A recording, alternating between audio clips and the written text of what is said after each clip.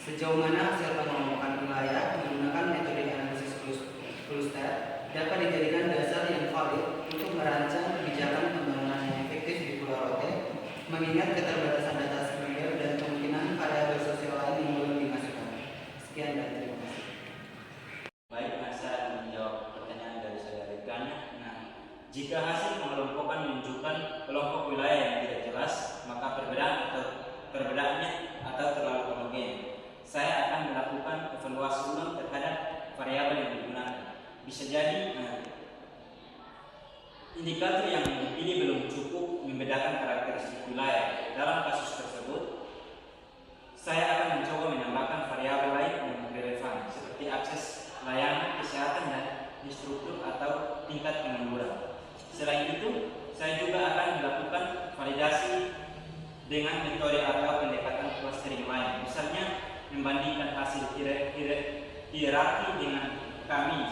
Langkah ini penting agar hasil pengelompokan benar-benar informatif dan berguna untuk kebijaksanaan yang lebih spesifik. Baik, saya akan menjawab pertanyaan dari saudari Titi. Menurut saya, agar perbedaan antar klaster benar-benar bermakna dan tidak hanya akibat skala data atau data akan distandarisasi dan dia akan diprediksi terlebih dahulu.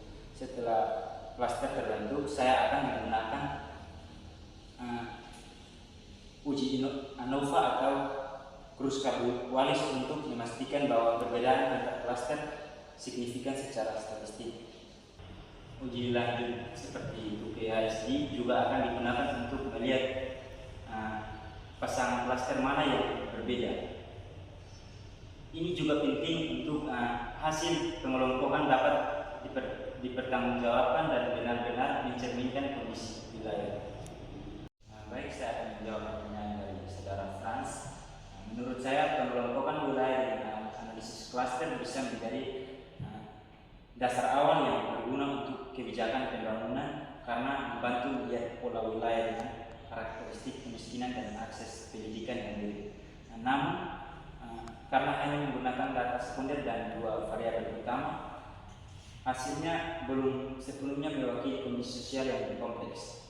Maka hasil ini sebaiknya dianggap sebagai langkah awal yang perlu dilengkapi dengan data kualitatif di lapangan dan konsultasi dengan pihak lokal agar kebijakan yang dibuat lebih tepat dan realistis.